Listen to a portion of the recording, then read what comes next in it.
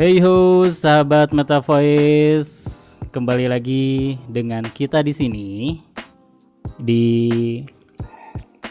season yang mungkin mudah-mudahan gak bosan ya kalian dengerinnya. Dimana lagi kalau bukan di season surat pendengar. Hari ini kita akan bacain lagi surat-surat yang sudah datang dari kalian.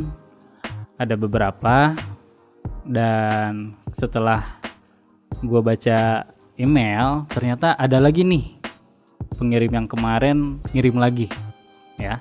Nanti kita akan bacakan. Oke, kita langsung saja ke yang pertama ya. Yang pertama itu dulu ya. Bang, mohon infonya. Kalau buku nikah hilang, bikin lagi atau nikah lagi? Ini pertanyaan apa ya? Gimana? Kalau buku nikah hilang? Kalau buku nikahnya hilang, ya, bikin lagi atau nikah lagi? Nikah, ya bikin lagi mungkin ya? Bikin lagi. Bikin lagi. Kalau nikah lagi, nikah sama orang yang sama atau sama yang berbeda kan gitu? Nikah lagi, bikin lagi aja. Bikin lagi aja. Kalau perlu ya nikah lagi aja sama yang lain gitu.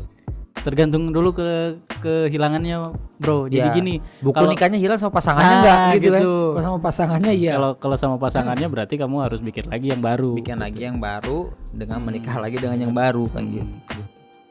Ya kalau gitu tinggal hubungi di Sdukcapil lah, gampang urusin lagi. Iya, surat bukan ya, surat. Oh iya. Kiraan KTP. Oh iya. Ke KUA. Ke KUA. Tapi jarang-jarang sih ada yang surat nikah hilang. Buku nikah hilang ya. Buku nikah apa surat nikah sih? Buku nikah. Buku nikah. Buku nikah. Tapi di teksnya itu surat nikah, bentuknya buku. Iya, di Indonesia begitu, Pak. Iya. SIM, surat izin mengemudi. Mm-mm. Kartu, bukan surat. Bukan surat. Heeh. Aneh ya? Surat nikah, Mm. ternyata isinya buku Isinya buku. berlembar-lembar. Ya. Ya Terus apa lagi? Udah gitu doang Udah katanya. gitu Mohon doang. info. Infonya. Ya, pertanyaan pembuka yang sangat fenomenal. Iya, aneh. Oke. Jadi ya gitulah. Bikin Tinggal lagi aja, urusin aja, bikin lagi. lagi. Bikin surat kehilangan ke Polres atau Kalau dilayani. kalau dilayani. Ya paling berapa duit lah gitu kan. Oke, pertanyaan selanjutnya. Halo, Bang. Halo. Mau nanya nih. Yo. Ini kayak agak religi nih. Iya, kenapa? Kenapa manusia diciptakan untuk beribadah kepada Allah? Waduh. Apakah kita dijadikan budak Tuhan? Waduh. Mohon jawab dengan segi keilmuannya. Waduh, ini Dari Dark Soul. waduh, jiwa Jiwa yang gelap. Jiwa yang gelap. Oke, untuk jiwa yang gelap, Kamu Kamu- diruqyah dulu deh. kamu kayaknya akan sedikit tersesat ketika kamu mempertanyakan ini, Ya. ya. Jadi pertanyaan apa tadi, bro? Kenapa manusia diciptakan untuk beribadah kepada Tuhan? Apakah kita dijadikan budak Tuhan? Mohon jawabannya. Ayo. Kayaknya nih kalau dia yang ngomong masalah agama harus kita jawab ya. Iyalah. Kenapa manusia diciptakan untuk beribadah kepada Tuhan? Intinya Iya. gitu kan. Iya. Ada firman Allah. Bismillahirrahmanirrahim. Wa ma khalaqtul jinna wal insa illa liya'budun. Tidaklah kuciptakan manusia dan jin kecuali untuk beribadah Ibadah. kepadaku. Itu udah jelas. Itu firman Tuhan, firman Allah yang di dalam Al-Qur'an memerintahkan kepada jin dan manusia untuk beribadah kepadanya. Nah, ibadahnya seperti apa? Dalam ilmu agama itu ada nama ibadah mahdoh dan ibadah guer mahdoh. Wih. Kepake ilmu pesantren gua, Bro. Iya, bagus. Gitu. Ibadah mahdoh berarti kamu ibadah murni kepada Allah semata.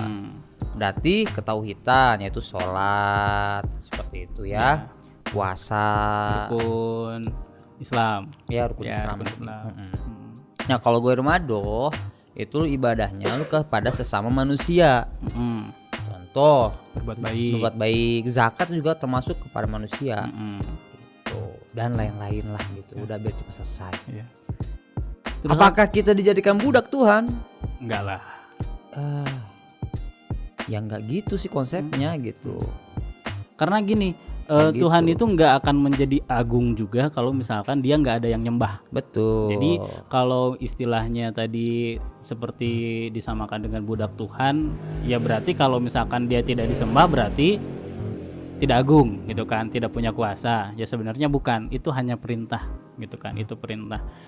Itu kan ngomongin tentang Tuhan ya gitu kan. Tadi kan di Islam udah disinggung. Orang Kristen juga sama kok gitu kan, orang Nasrani juga sama kok. Ketika dulu di ajaran mereka ya, saya sedikit tahu ada Eli Eli lama sabaktani. Nah, itu kan seruan untuk beribadah sebenarnya gitu kan, untuk menyembah Yesus yang mereka percayai gitu kan. Jadi bukan berarti mereka ini adalah budak Tuhan gitu, bukan. Tapi karena disuruh kita taat aja, suruh taat. Dan pilihannya ada di kamu juga. Mau taat silahkan, ada hadiahnya, ada rewardnya. Nah, tidak pahala. taat, kamu akan mendapatkan punishment kan ya gitu. ada dosanya. Jadi itulah. Jadi aduh ini parah nih kalau misalkan kamu tidak beribadah mungkin ya. Seperti itu, karena ya hubungannya dengan pahala yang akan kamu dapatkan atau amal yang akan nanti kamu akan bawa ke Tuhan kamu gitu kan. Jangan-jangan kamu lebih suka jadi budaknya Bill Gates. Oh, budak Bill Gates. Ya, Harus gitu. vaksin. Harus vaksin. Kok jadi vaksin sih? Udah ya? Udah Ya, gitu. sensitif. Pertanyaan selanjutnya from Mr. Pahat. Halo, saya kembali untuk cerita lagi nih. Masih ingat kan surat yang kemarin? Wah, ini yang Surat yang mana tuh? surat yang dulu pernah ngirim Mr. Pahat, dulu yang pernah dia cerita tentang mau yang sama kacang hijau kalau nggak salah, yang anak pesantren yang mau nikah, yang mau dinikahin. Yang ketemunya tuh tiap Idul Fitri. Nah itu Langsung maaf-maafan ya. itu ada di season pertama kalau nggak salah. pertama. Season pertama. Kalau misalkan nanti cek ya video kita di season pertama. Lanjut nih.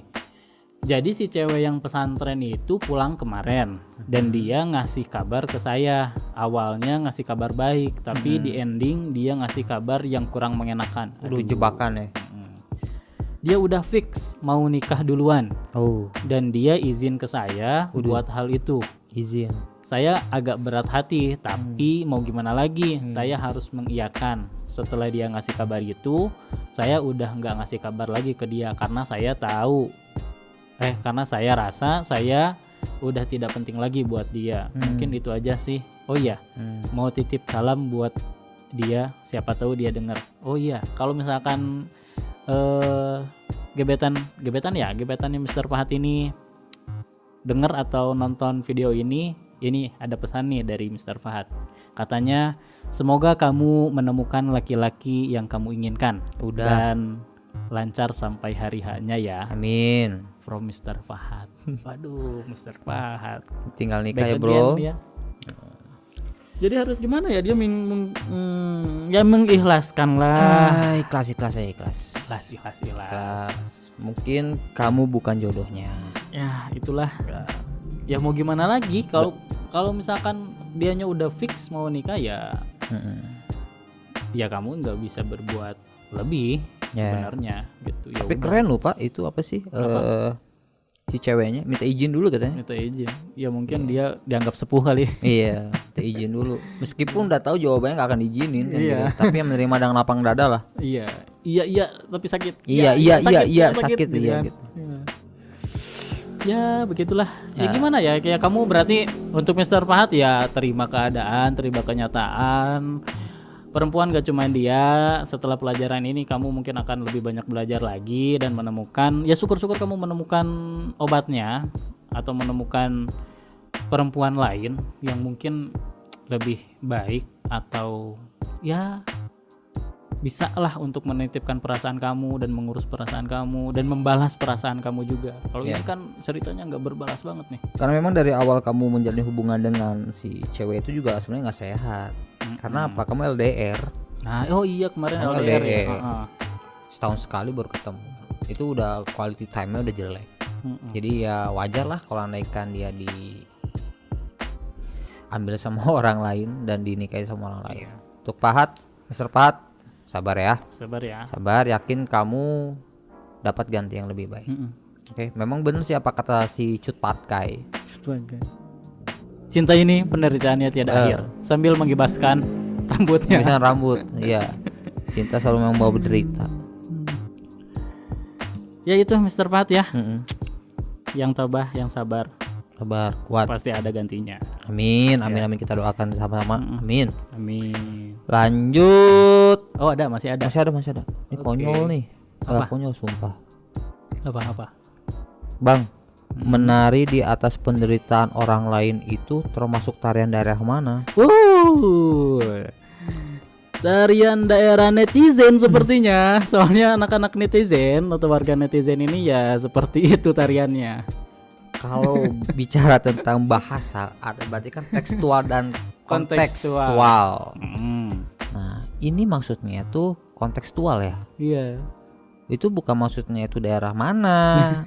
Itu maksudnya kamu tuh senang menari-nari gitu. Namanya orang menari kan ibaratnya ada sebuah perayaan tuh yang kita tahu di masyarakat kan. Tarian itu kan suatu bentuk apa ya? Bentuk sebuah acara atau apalah gitulah. Bukan berarti itu termasuk daerah mana. Itu cuman istilah aja. Istilah coy. Belajar bahasa Indonesia lagi dong. Jadi marah gua. Itulah. Udah next Oke, next. Pertanyaan selanjutnya masih ada nih. Hai Om baik. Ih, Ih, Om. Ini dari aku mau dari aku. Iya dari kamu lah, dari masa kamu dari dia. ya. Kamu siapa? Aku mau nanya nih, minta saran dan tanggapannya. Boleh. Bagaimana tentang orang tua yang kayak ngekang gitu? Bukan ngekang juga sih. Ini gimana sih bikin pertanyaan? Bukan ngekang juga sih, kayak ngelarang-larang anaknya. Seperti mau main kesinilah, kesitulah. Ya tahu mungkin dia khawatir pada anaknya. Kadang aku kesel gitu. Aku kan main juga paling-paling sama teman, itu pun cewek. Jujur, padahal aku belum pernah loh main sama cowok. Tapi seakan-akan mereka berpikiran aku main sama cowok. Jadi orang tuanya tuh protektif, khawatir. Takut kalau misalnya dari siapa ini? Gak ada namanya ya? Dari aku. Dari aku. Ya. Untuk aku,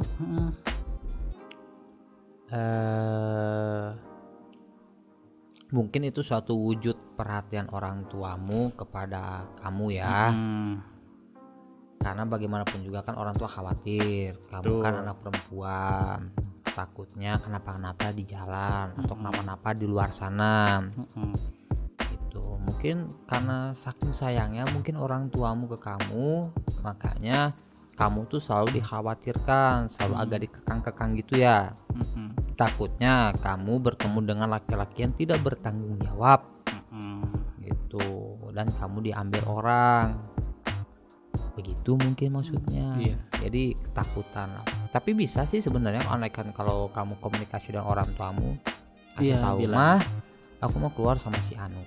Temanmu nyamper aja ke rumah gitu, mau jalan sama si ini gitu. Ya sekalian mungkin temannya bisa menegaskan, mah aku buat temen, aku ajak ini gitu kan. Ya. Izinnya bareng. Tapi kamu bawa temennya juga yang memang sama-sama benar juga. Kamu kalau andaikan bawa teman perempuan gitu ya, teman perempuan tapi teman perempuanmu tukang main, ya sama aja bohong gitu. Nanti kamu malah ketularan sama dia, takutnya begitu. Mungkin kamu ajak yang ke rumah, mah aku main sama si ini, si Anu. Oh si Anu teh orangnya rajin, si Anu teh orangnya soleha, si Anu teh memang orangnya nggak aneh-aneh, pasti boleh kok gitu. Yang penting kamu bisa dipercaya, kamu berangkat jam berapa, pulang jam berapa, dan sering kasih kabar. Saya rasa kita rasa orang tua akan mengerti kalau lama-lama gitu. Tapi gue yang punya anak gitu ya, ya pasti khawatir sih. Lu punya anak? Iya maksudnya udah tua lu ya? Iya udah tua. Jadi kan bisa ngerasain lah kalau misalnya one day misalkan anak kita apalagi perempuan, apalagi gitu perempuan, kan. betul. Anak gue kan perempuan, misalkan harus main dijaga sama orang, bener-bener ya. Iya. Cuman ya mungkin karena gue juga pernah jadi anak kecil, ya mungkin kesel gitu kan. Kenapa sih ini emak gue nanya-nanya gue terus gitu kan, kemana lah, kesinilah, nggak boleh lah, khawatir lah gitu. Tapi setelah menjadi orang tua ya emang seperti itulah gitu, Ya, orang tua. khawatir. Sayang Gitu kan, sayang anaknya kenapa-napa. Ya. Jadi kalau misalkan kesel ya wajar gitu kan, kesel karena kamu belum merasakan menjadi orang tua nantinya. Tapi ketika nanti lu jadi orang tua, si aku ini jadi orang tua, ya pasti bakal melakukan hal yang sama ke anaknya, apalagi anak perempuan. Kalau anak cowok ya bodo amat lah gitu kan, dia bisa tanggung jawab sendiri gitu kan. Tapi kalau memang anak harus ini perempuan- sih, memang sih aku bersyukur lah punya orang tua yang khawatir. Iya harusnya gitu. Ada yang banyak tuh yang anak perempuannya mau main kemanapun, pulang jam berapapun, nyampe tengah malam baru pulang, Nggak pagi baru ditanyain pulang, lah gak gitu kan. ditanyain, bodo Nggak amat diperhatiin. ya. Itu biasanya memang terjerumus ke dalam lembah kehancuran. Iya, takutnya. Ya harusnya bersyukur sih ya, bersyukur. Emak gue masih nanya-nanyain gue gitu kan. Harusnya gitu. Daripada kamu berbuat apa-apa, berbuat salah, misalkan berbuat salah tapi amit-amit ya, tapi emakmu atau nyokap bokapmu diem-diem baik, ya gak sehat juga kan, itu gak baik juga buat kamu nih. Ya. Gitu. Pokoknya kamu harus tetap jujur. Jujur Jangan aja sih. jangan sampai kamu berbohong karena biar supaya diizinin tuh. Kamu alasanmu kemana? main tapi sama ternyata- cewek gitu kan, Iya. teman cewek, padahal kamunya. Nah, kalau bahaya tuh kalau kamu ketahuan bohong nanti suatu saat karena kamu mau bebas, kamu berbohong, akhirnya kamu nanti susah lagi dipercaya. Tetap jaga kepercayaan orang tuamu, penting. Itu mungkin ya, aku ya, untuk aku nih, untuk aku yang mau nanya. Ada lagi nggak bro? Nggak ada. Ada lagi nggak? Yang di luar ada lagi? Gak ada kayaknya. Habis kan? Habis. Oke. Kalau nggak ada lagi berarti cukup sekian ya, sahabat Meta Voice. Untuk kalian yang dengerin season ini, kalian boleh kirim pertanyaan-pertanyaan ataupun sedikit berbagi cerita ke kita. Bisa kirim via email ataupun komentar di YouTube atau melalui DM di Instagram di Meta Voice. Kalau lewat email itu ke generasi metamorphosis@gmail.com ya. Kita tunggu surat-surat kalian selanjutnya. Dan sekian dari kita. Gue Panji. Aku Zailani. We are signing out. Ciao.